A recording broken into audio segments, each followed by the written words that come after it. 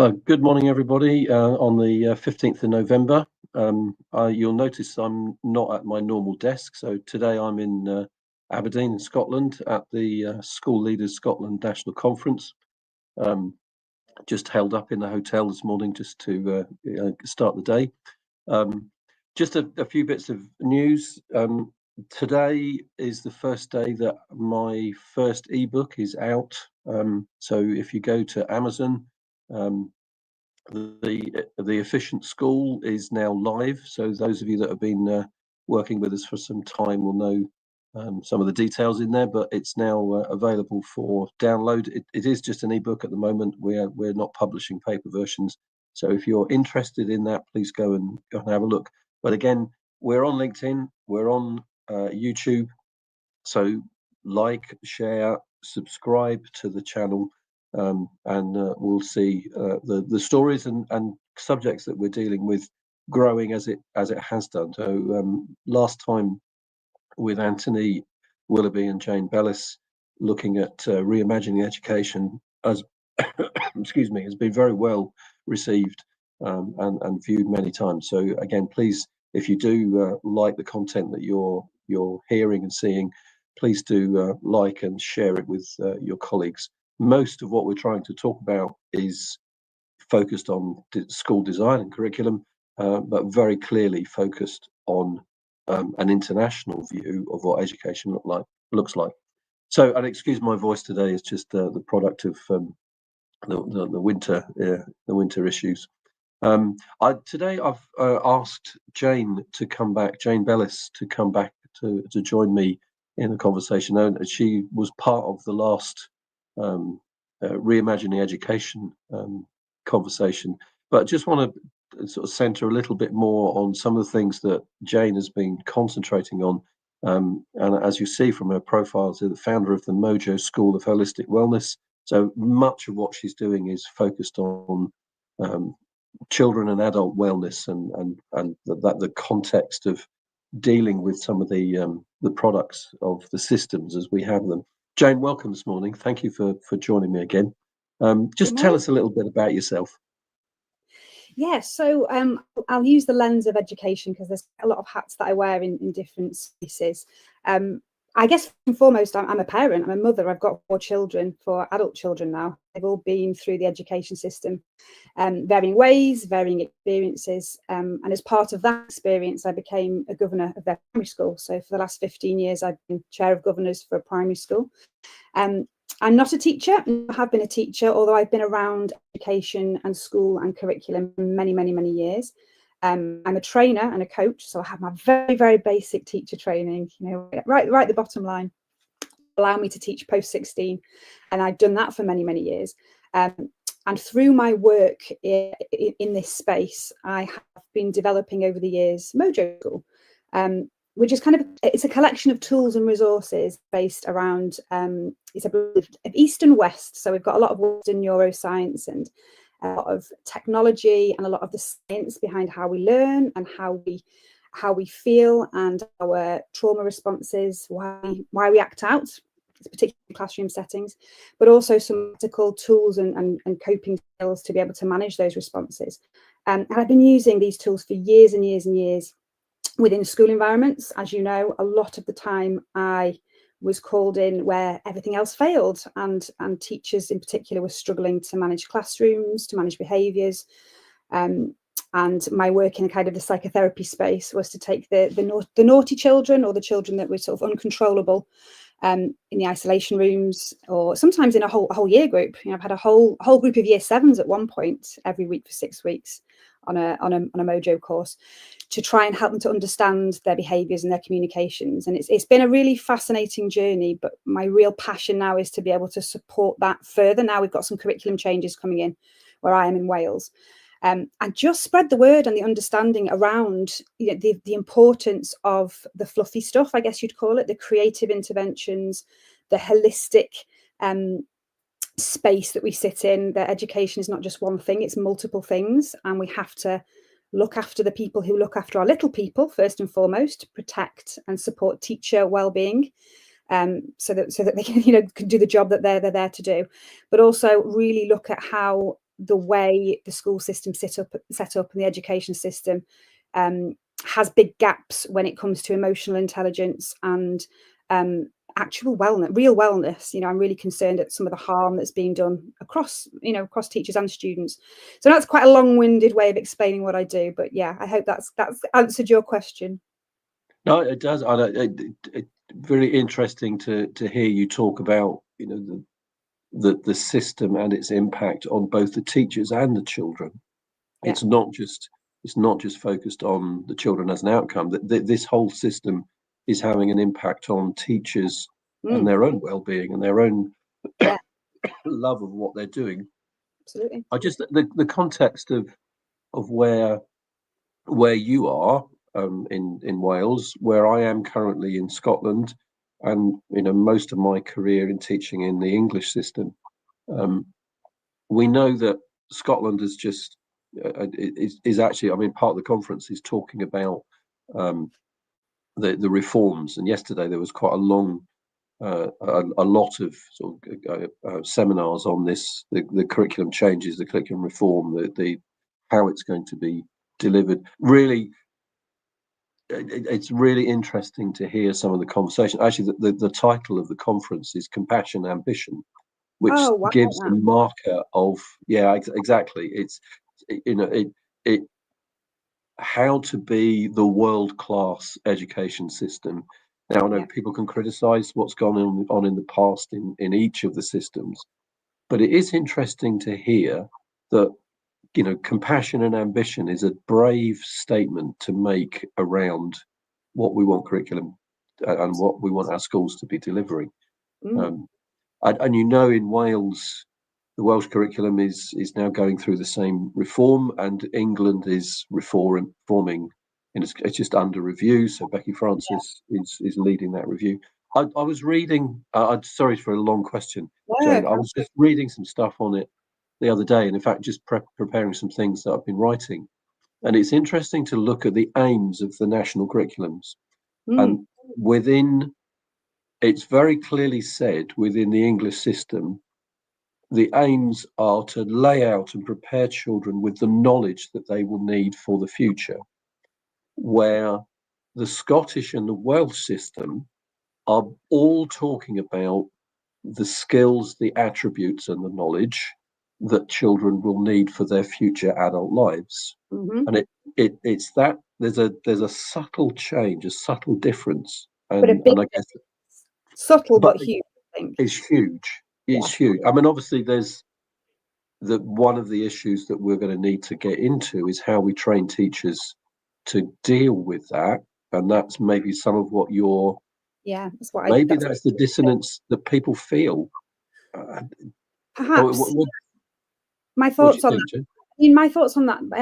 I remember reading some years ago now the Donaldson report when we were looking at this kind of thing in our school. Bear in mind this is primary school, and I'm really fortunate that our school is really forward thinking, really compassion focused, incredible results. And I'm really sort of proud to be part of this space. I'm very aware that it's very different when it comes to secondary school. It becomes a different beast altogether.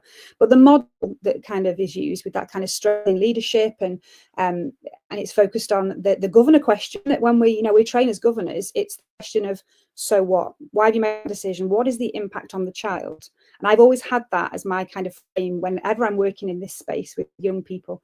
So what? Why has that decision been made, and what's the impact on the child? Not how much will the child remember and how well will they perform in a test. It's how does that impact on that child?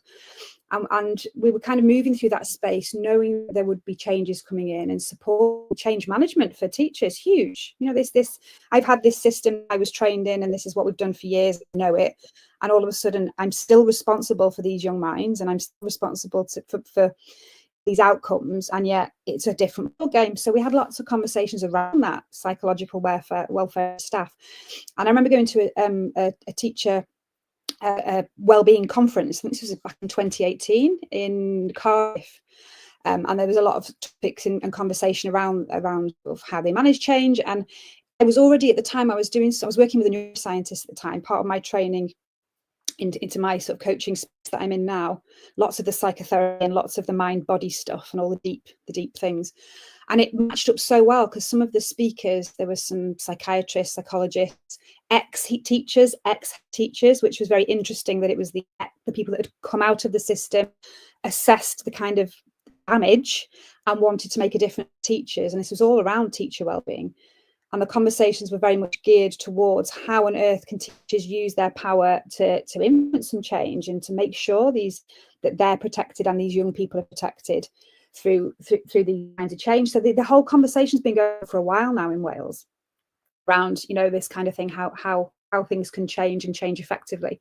But that the difference for me is exactly what you'd mentioned. It's when people understand what the outcome needs to be. For me, it's around children and adults at any stage of life learning how to learn, not learning to spit something out in a test, learning the experience of learning. And that's where the rich conversations, and that's where we were speaking about it before, the imagination and the excitement around new topics and embedded learning. You know, the brain will soak it up like a sponge and be able to regurgitate it if there's some kind of passion around it, some kind of frame of reference.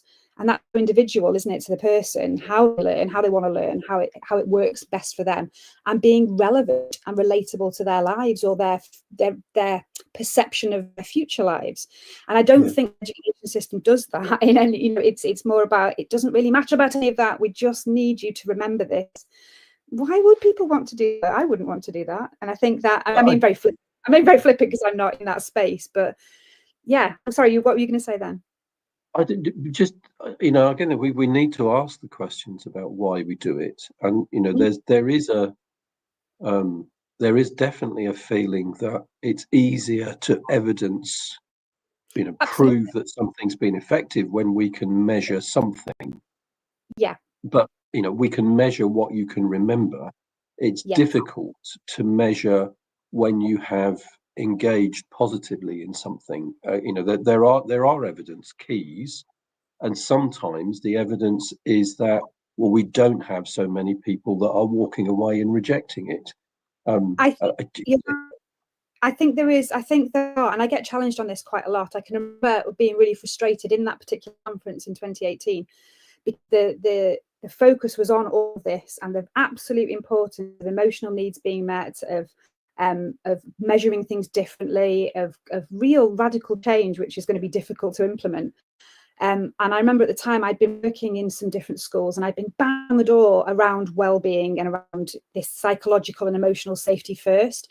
And there was a couple of schools in particular who very, you know, obviously, I mean, I present the way I present as well, which is half the challenge, kept using the terminology, fluffy stuff. You know, you don't understand, dear, stay in your lane. The fluffy stuff is largely irrelevant, and we'll get to it. You know, it's not important. It's attainment, it's behaviour, and it was all this really sticky terminology, these words that then in this really professional space were being, you know, it was being contradicted that is the damaging part. But I couldn't break through in the this is in high school settings. So it is trying to reframe it completely, because I do believe there's lots of measurement tools out there. We're not used to them and we don't know them. Therefore, it's change management. It's not that they don't exist, it's that we don't use them and we don't understand them or know them yet. But I think that, you know, there's a piece of work to be done on that effective measurement, because I completely agree. You know, we have how do we know that we're successful? We have to have a measurement in place, obviously. But I think you've said this many times. It's what are we measuring and why? That's what I think the question is. You know, it's the values that we hold in that measurement. So you know, I think the expression I've used several times is we value what we measure and we measure what we value. So we've got to look at what we value. And if we do value memory as the only marker of an education's success, then of course that's what you would value. But the reality is that many of the other indicators, and you know that in the mental health space, even the fact that we're using the term neurodiverse so often is the fact that the diversity means that not everybody's brain works the same. And the fact that that's the thing, you know, it just, you know, to me, I every time I hear it, I'm thinking, well, yeah, it's because we're all different. But that Yeah. doesn't mean we need different measurement tools. We're No. looking at the wrong markers, or at least Yeah, we're looking at a set of markers that are very limited in range. and for me, that's the crux of the matter. And sometimes it's really inflammatory because people don't necessarily want to hear it. But that, for me, is hitting the nail on the head. The terminology and the things that are happening at the moment are clear indicators that something isn't working. So that's the investigation. It's not how do we force these situations to change. It's how do we change what's going on at the top, because things have changed. We've evolved, and this is the disparity now. Is the people are showing they're either working with their feet, as you've said before, they're just leaving and homeschooling because they can't, they can't do it. Teachers are leaving. Poor NQTs at the moment don't know what they're going into. Students are not hitting their attainment markers. That should be an investigation of why, not what's wrong with the students, what's wrong with the system. Have this language, this neurodivergence, neurodiversity, alternative provision, which for me seems to be what needs flipping. Is a lot of the alternative provision spaces that I work in seem to be now what should be the actual system, and the alternative should be that sort of high academia specialist subjects for people who operate really well in a classroom environment. So many more people are kind of not operating very well and sort of experiencing significant harm. And even the people who sit under the radar, we have a lot of behavioural issues, and a lot of behaviour is just communication, isn't it? Communicating an unmet need. But even the people who breeze through, or seem to breeze through, the level of masking, when I get to speak to people in the spaces who are, I'm just doing okay, actually, I'm not, high achiever, but I'm fine. They're actually not. And then we have adults that I work with in the community, 40 plus, that we're now undoing some of that damage, that the pressure on them to just scrape through has caused a lot of damage in itself. So there's so much to unpick with that. I think there's so much there, and it definitely has to change, and everyone's aware of that. It's how much resistance to change we're going to experience, I think, because it has to. Just a shout out to I've forgotten the speaker's name yesterday, but there's a group that are working with schools across Scotland and England and Wales in positive masculinity, really challenging the whole, Right. and what you just said, Jane, just struck with me what he was talking about yesterday. And basically he said that young people, young men, particularly in schools, are existing behind a mask, and they, everything that is, because what people perceive they should be isn't necessarily what's going on inside, and they test it and showed some of examples of how that's going on. It was fascinating, and I know the leaders in the room got very engaged with that. Well, I didn't realize this is how we could impact this process. It echoes so much of the work I do around. I work with obviously all ages and all demographics, but yes,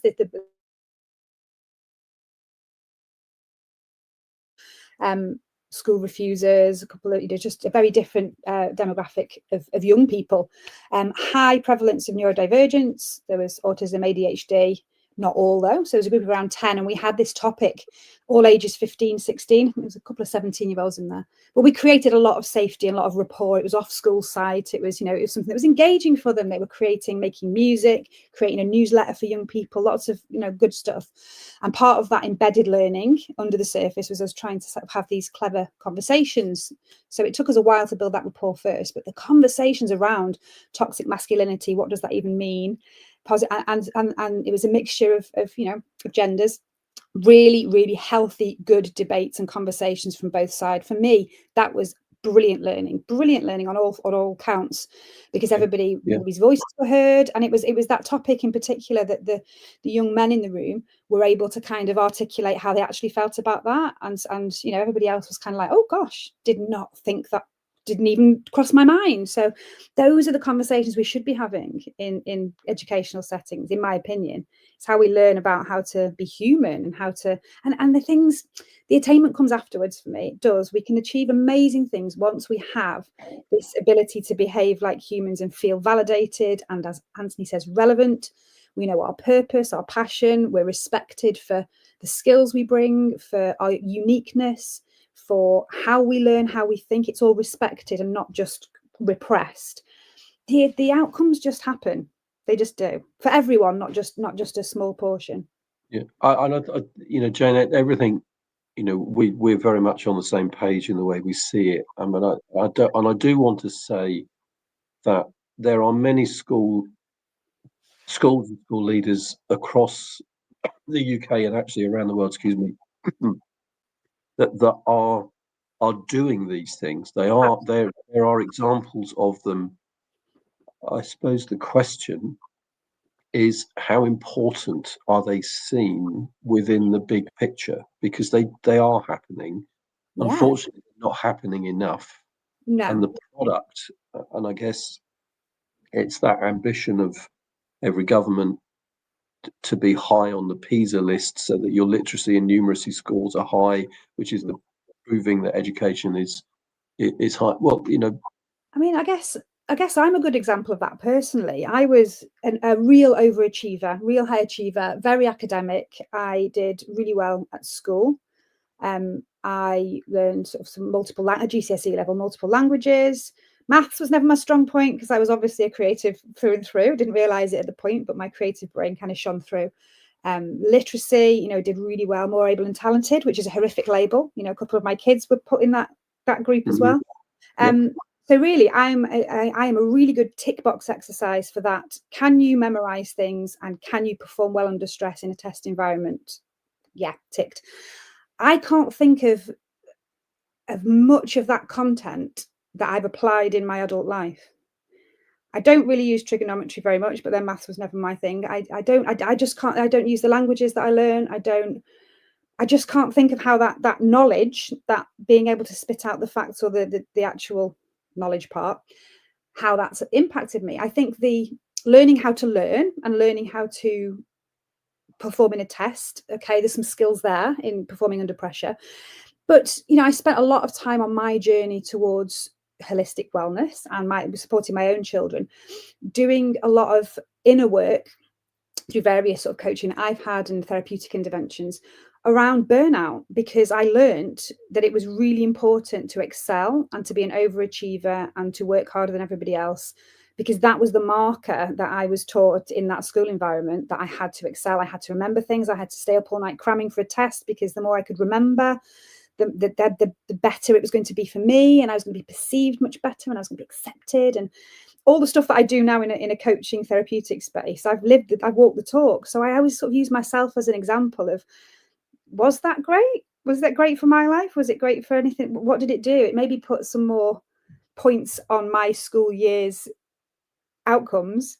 Did it make me a happier, healthier, more well-adjusted, more wealthy adult? Did it make me be a better member of the community? Did I put more back in the economy because of that? I'd say no, probably less so. It was the other learning that made me who I am now, and the unlearning. And the unlearning is some of that.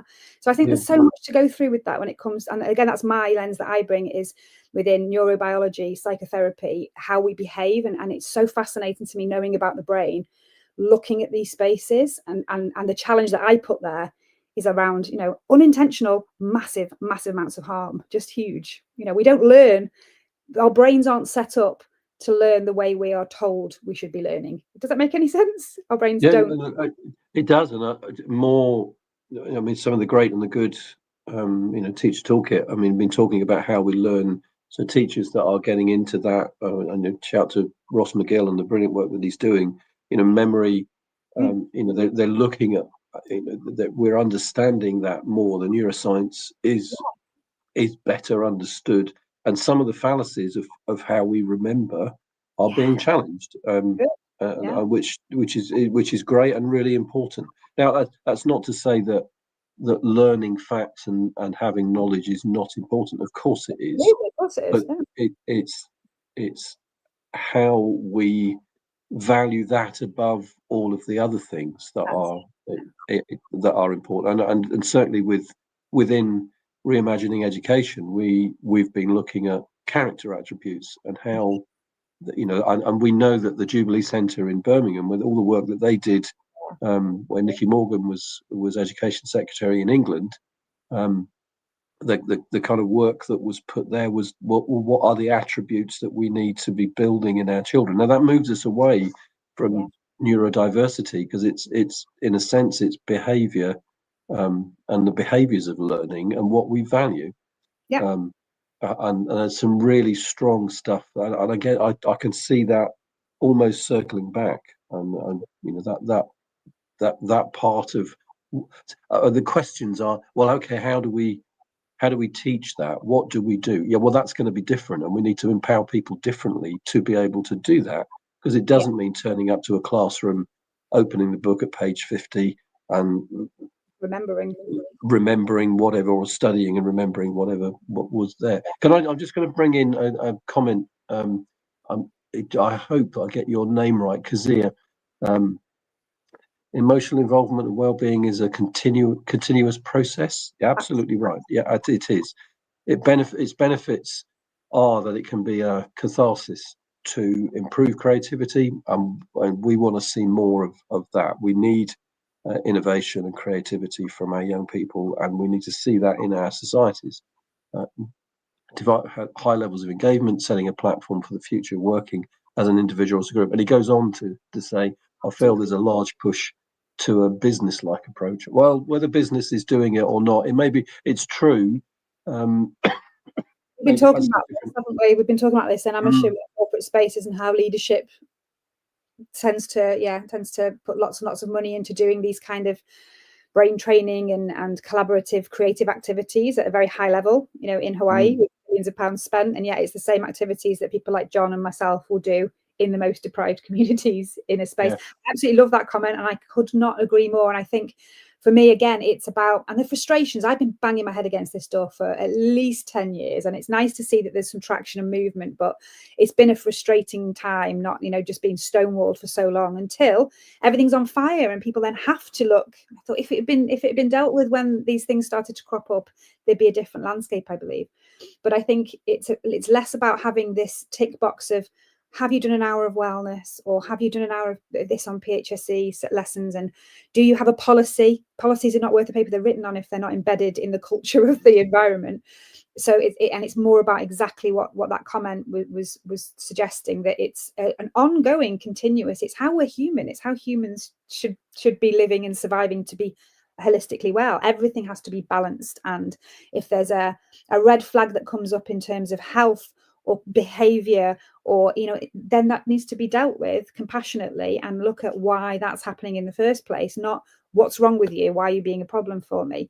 And that's the culture that we're in, isn't it? It's just like, oh no, we don't like this, therefore we're going to try and ignore it, repress it, shut it down, somehow get rid of it. And that's not because we don't care, it's because we're not set up for that and we don't understand it. It's the understanding for me that's the issue. And I think a lot of my work, and there was a period of time, and I had to stop doing this for my own burnout because the need was getting so big. And in my area in North Wales, I kind of became known for this magic trick of being able to deal with some of this stuff that no one else could deal with. So I was thrown into some really difficult situations, and young people, you know, I specialize in that, especially the teenage years, but lots of adult spaces around addiction and suicide prevention and homelessness, and really tricky spaces. I remember being kind of airdropped in with very small little pockets of funding. You know, here's some peanuts. Can you go and sort this problem out? And I'm a compassionate person, and I want to see change. I would go and do these pieces of work. And when it came down to it, I thought, you know, this is for me. This is basic. My approach isn't magic.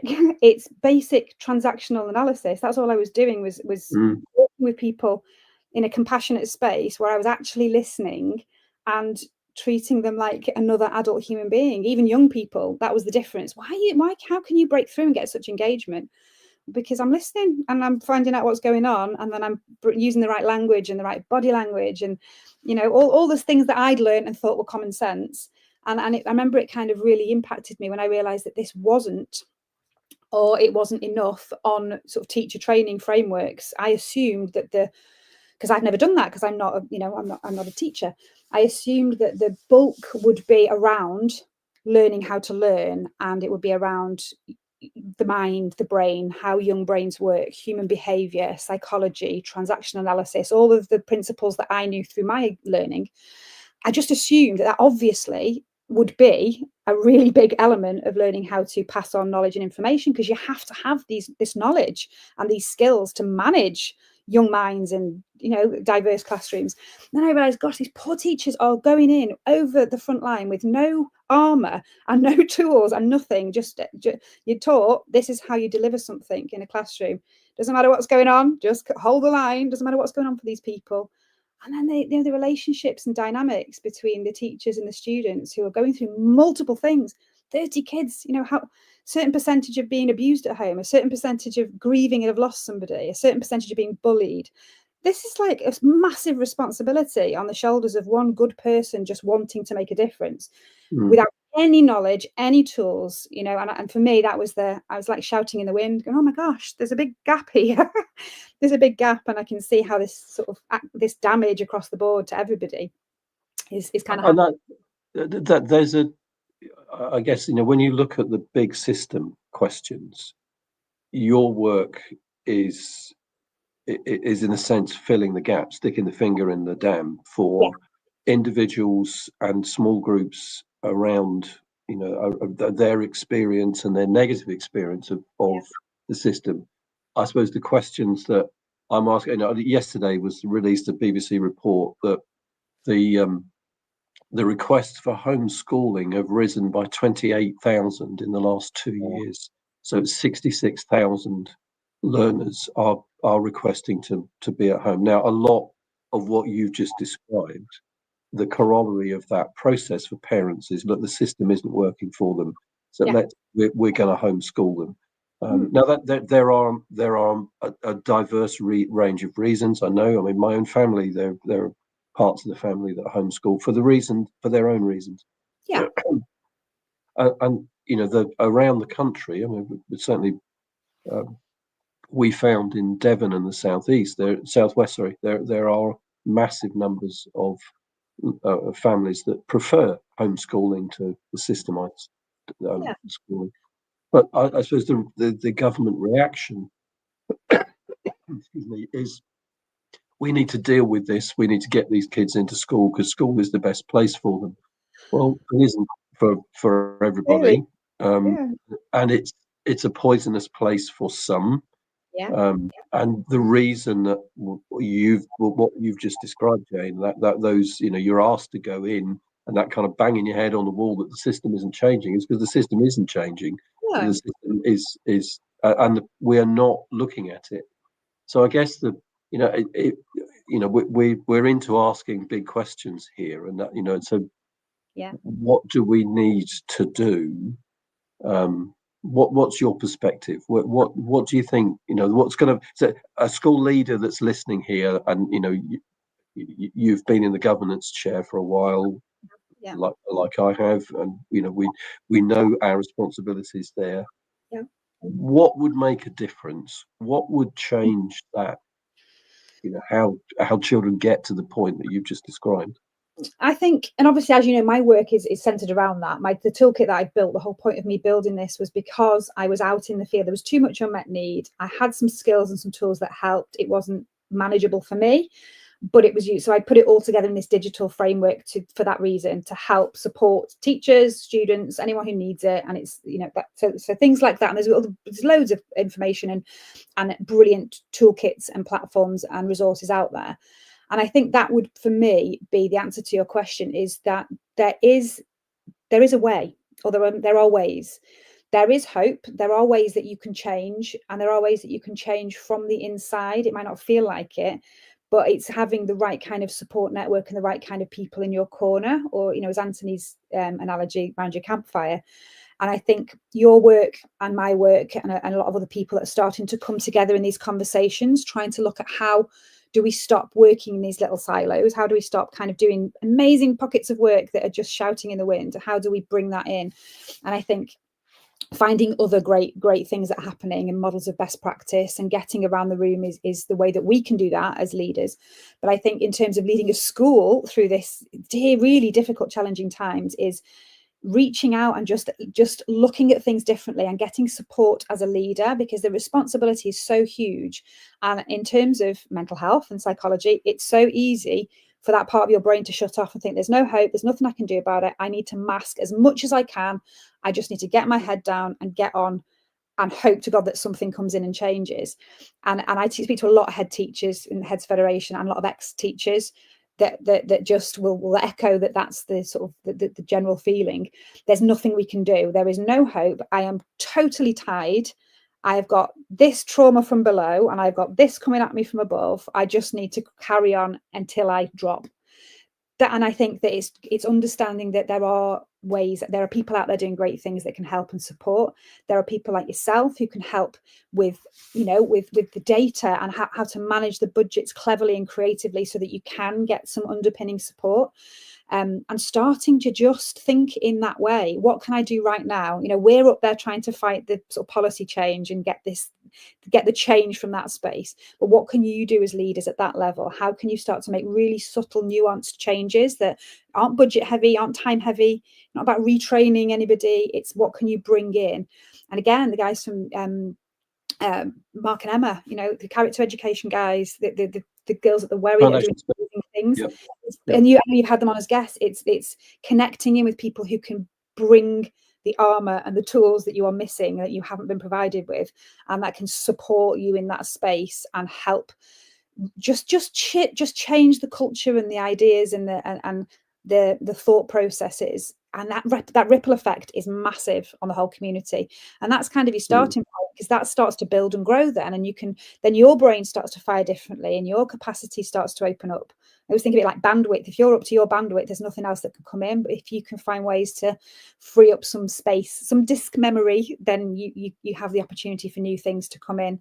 And that's got to be beneficial for everybody in a school, everybody. And I mean, that's a character issue, and that's a skill that we have to learn. And partnership is, we're not islands, and we need to develop networks of people. And certainly that's where this is becoming, and certainly out of Friday Focus, that's kind of beginning to happen. So the work of Foundations First and Emma and Mark, we're talking about extending the character education. For their focus has been on primary. My focus has been not entirely, but more in secondary. And how can we grow that so there's a longer view? So that's just an example of some of the things that are coming out. And Emma and Mark, you may well be listening, but we'll have those conversations and grow. And that's something that I've been involved in, certainly within Smart Curriculum for a while, with some of the multi-academy trusts that are looking at how do we embed character education within the system? How do we do this? And I know lots of schools that we currently work with that are looking at enrichments, that they're looking at non-subject named activities that are going on in their curriculum design. Why? Because they want to engage teachers in a different way, show what teachers' skills and talents are beyond their subject knowledge. Engage children in group work, vertical delivery, so it's not age stamped activity, peer learning, some real there are absolutely. And it's just, how does that become a norm to think about? I mean, I just think I won't mention the name of the school, but there's a school in Suffolk that wanted to do something that was focused on a kind of an outward looking, comes out of the citizenship, social education activity.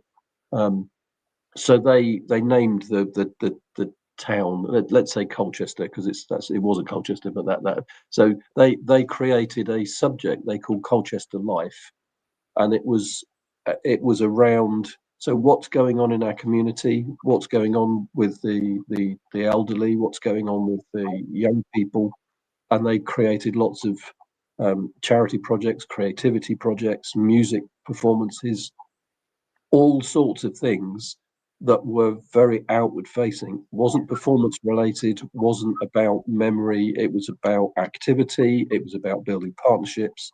It was about building, the positivity in the community and making a positive contribution.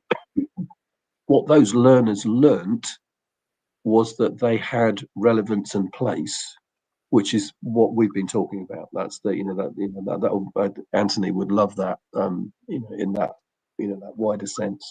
Absolutely.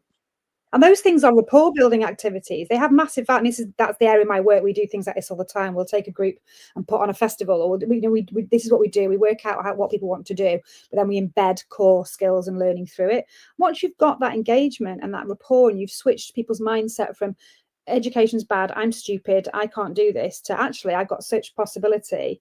It just, you can do so much, and you can get any core subject can be taught in numerous different ways. It's not out, there's no toolkits, and we're not kind of taught that. And then the stress is so high that we can't think any differently, because that part of the brain, logic, reasoning, expansive thinking, creativity, is shut off because we're in fight or flight, because we're trying to, I've got bills to pay, I've got all these people I'm responsible for, it's an impossible task. You can't get into that space. So I think it's around that change management curve. It's trying to support schools through that change management, actually the things that you can do now. And that's quite scary in itself, because you want someone just to take the problem away and just tell me what to do and I will do it. But when that's on your shoulders as a head, or as you know, an SLT working together, it's still high pressure, thinking, what if it goes wrong, or we're too burnt out as it is, and how do we do something new? So supporting that thought process and that the well-being of those staff, I think, will have massive impact and filter down. And that part of my work is to do that. I don't want to be going in,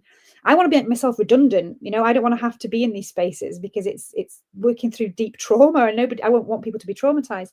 I don't want to have to keep going into this level of students that are so deeply traumatized they can't cope. I want to go and help the change which ripples down, so that we don't have those young people experiencing those things. And I think, yeah, and that's true, Jane, of many of us, that, you know, the therapeutic and resolution space, you are, in a sense, you're working to do yourself out of a job, because you don't want those things to exist, and you're trying to solve them. I'm just going to bring in, so Gulshan has made a comment. I learnt my skills as a leader through the role as a head girl. Creativity and problem solving are essential to becoming an adult. Absolutely. Your comment about Ofsted, excuse me, you know, Ofsted was created back in the 1990s to ensure that the national curriculum existed and was delivered. That was the sole goal of its creation. What has become now, you know, I'm not going to denigrate it here. I have some questions about whether we improve things by constantly measuring the pig. I've said that many times. Constant measurement doesn't improve things. And do we need a school improvement service rather than a measuring service? That's as far as I'll say. So whatever they are and what they're doing, they are under review. Whether they've got the power to look at themselves, or whether somebody else should be doing that, that's an open question. But I am interested in, Gulshan, what you say. You know, it is interesting that, as a consequence of the social structure of schools, we learn things that along the way, because you're part of it and you're engaging with it. My only regret in what you've just described is you had that opportunity as the head girl, and you were one of many in your year group. The ideal is that every child in the year group had the opportunities to learn the things that you learned.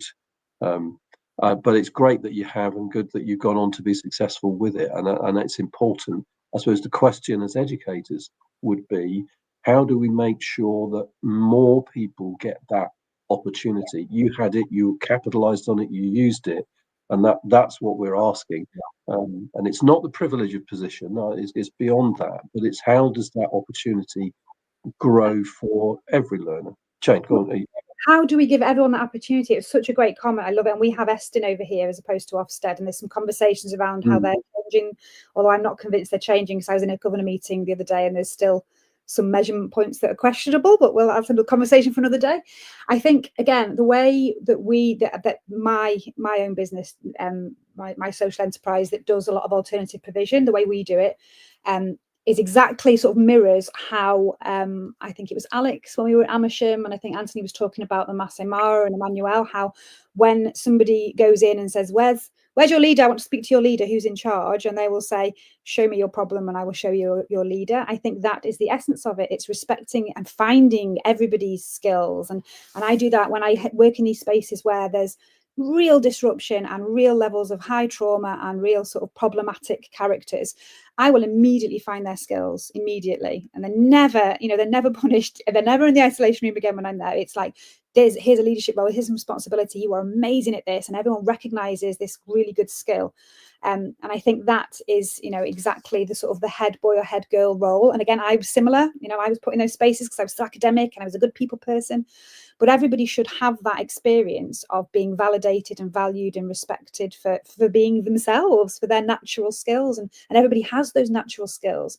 They're just, we do it the wrong way, don't we? And we repress and shut down a lot of those lovely, unique skills. And then later on, we have to undo that trauma in society again when people get older. So it is about creating an environment where we can manage the space and the resources that we have under the current system in a way that is good for everybody. And it's a big thing, isn't it? It is, and it takes a particular mindset to see it. I've illustrated. I remember an incident. I mean, there were many in my career, but I remember an incident with a young lad who was selling, the little micro cans of drink into the playground. He'd been to the market in the morning. He'd bought a bag full of these little cans of Coke and orange juice and whatever, and he was selling them in the playground. And he was brought, because I was leading the duty. He was brought to me and said, this lad is breaking all the rules. He's doing it wrong. I said to the little lad, and he was tiny. I mean, he was probably sort of year 7 or year 8 compared with, it was an 11 to 19 school. I said, how much have you made? And he got out of his pocket, rolls of cash, and he probably made 50, 60 quid in time selling these cans. Now, of course, they were out of date and he shouldn't have been doing it and whatever. But my reaction was not punishment. It was actually intrigue. This lad has got some creativity. This lad has got some oomph. He's got some unction. He's got yes, okay. He's an entrepreneur. He's got he hasn't just sold one. He's managed to sell. But so there is latent skill here, and punishing that. We just need to steer it. It's exactly. Yeah. Now go on. What's he doing? I'm just going to say that's a mindset. Yes. The mindset of we need to punish this. This is wrong. To okay, I recognise what's going on. We need to steer this in the right direction because this could be so positive. Yeah. The punishment was likely to end up in a punitive criminal activity, where the other could have been so positive for this community and the science. But so it's leadership mindset that makes a difference. Every step of the way, it's leadership mindset. It's never the young people, it's always the adults, and it's always the adults that have to make the change first. When the adults change, everything changes. Great book. Similar experiences with me, and I've got friends working in inner city schools in Compton, literally in like these really difficult places, and punitive measures are now kind of being stamped out in some places for that very reason. It's the shift of the adults thinking right, and it's having conversations that these kids may never have had before around compassion, ethical dilemmas. The learning is there. It's on a plate for you ready. You can either stick them in a room and tell them they're bad and watch them go into drug gangs because all right, well, they respect my skills, I'll go there. Or watch them become amazing entrepreneurs and have an impact on society in a positive way. And it comes from that space, how they learn about themselves at that young age. Are they good people? Are they bad people? Are they clever? Are they stupid? It's that language and that approach to learning that has to change, I think. Every opportunity is there. And it's how we deal with it as educators and managing our own, I bring it back to my work, managing our own responses to things, our own inflammatory responses when something is wrong or unjust or you're making my day difficult, can you just stop? We have to be able to manage what's going on in our minds so that we can we can get out the right messages to the people that we're serving. It's so, I mean, again, we're talking about what's the structure of education, what would we do with it, what should we be educating, but who's doing it and how we're empowering them and how we create the thinking for those people to deal with the situations they're dealing with. Excuse me, I'm just conscious of not coughing too often in front of you all, and I just thank you. And thank you for those that are commenting. I'm just going to bring in one last comment, Gemma. You've put the nail on the head. Is that it is exactly that, the mindset. You need to recognise and validate who our children are. Exactly, they are individuals who have attitudes and thoughts and perspectives, and disrespecting those will often push them in the wrong direction. That's not about neurodiversity. That's just about the sense of fairness. Inhuman, isn't it? And yes, that's just humanity. And I've sadly seen so many, and had to deal with those. It's not fair the way I would, and absolutely, it's so true. Gemma, thank you for your comment. Gemma, that comment's brilliant, because it's part of the work that I think we're doing collectively around the group that we've kind of started to formulate, but also my work as well, is that you can't do it. It's the whole holistic. I know that terminology that I've used in my approach is very woo and all fluffy, but for my fluffy stuff first, I've written a whole report on that. The fluffy stuff has to come first, and it has to be a multi-stranded educational approach for teachers, for staff at every level, for every young person, for every parent, for the wider community. Everybody has to have that same toolkit. Otherwise, you are like my work. I'd go in for 12 weeks. I get funded for 12 weeks, and during those sessions, there was such power in the room and such difference. But then I recognised that it was largely useless, because then they were going back into this school setting that was undoing it, and then a family setting that was undoing it. So I thought, well, how can, and again, the reason I created this particular, this online school is so that everybody can get access to it. And I can't be there all the time, but I can produce content, which means everyone gets access to these tools and this learning, because it has to be a holistic approach. It just has to. Who's around that young person's campfire? Do they all have those tools in place? And school is one of those things. So look, there's some big changes going on, and at one level, it's going to be content of the curriculum. I started this conversation by saying there's some interesting statements about the aims, the values behind it, and how they differ. And I really I hope that the English system will reconsider its concentration on just knowledge. Yeah. But Jane, I usually draw these conversations to a conclusion by saying, well, if you could make one change, what would it be? In terms of the work you've done, obviously put myself out of a job might be you've already said that would be largely. Yeah. If you could change one thing with the schools that you're currently working with and want to work with in your area, what would you be looking for them to do first? So it's a big thing. It's the mindset of it's a leadership mindset. Nothing can change without that. So I would love to see, as my overall outcome, is teacher training, university level teacher training, have a different set of tools and resources. I think that's when that changes, I think everything will start to filter down. Knowledge around the brain, body, simple as that.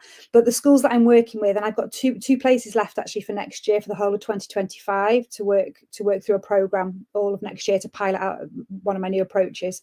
So I'd like to partner up with really forward thinking schools that are kind of ready for it, ready to accept the support and want to do something different, and are brave and courageous enough to take that step of kind of changing within the system as it is, to work on supporting them, their mindset, their toolkits, and how that can then be distributed leadership, distributed down through everybody, right to the young people. It's got to start from the top.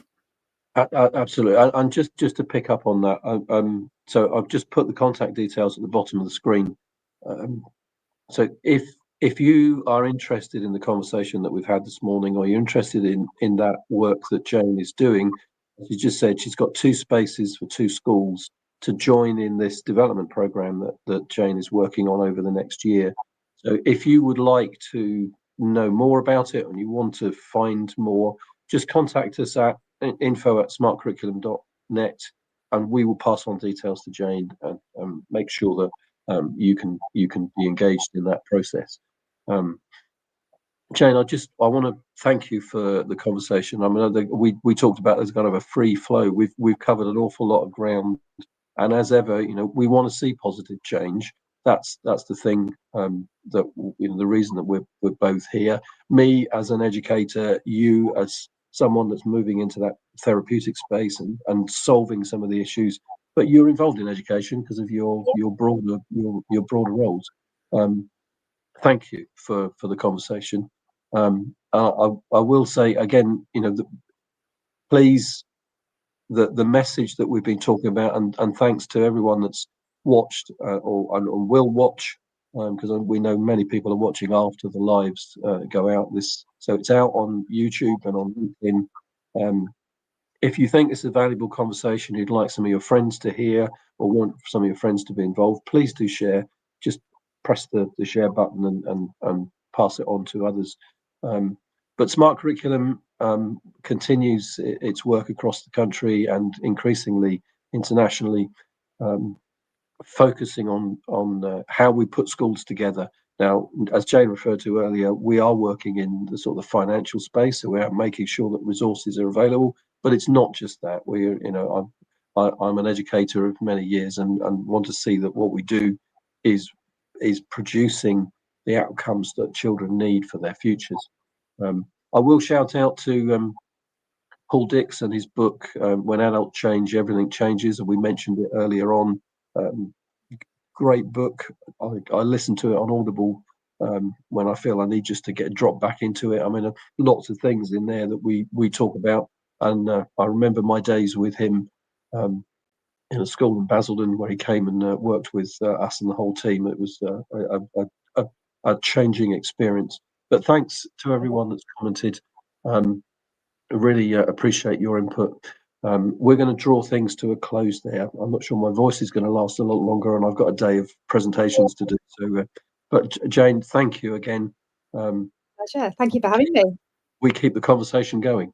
Yeah, and even just this is good, isn't it? It's just having the conversation and just sparking some little thoughts in people's minds. Even that on its own has a massive ripple effect. So I'm grateful for being invited back. Absolutely, and well, thank you for your input, and we'll sign off there. Thanks everybody. Have a great Friday, and we'll see you in 2 weeks' time. Take care. Bye-bye.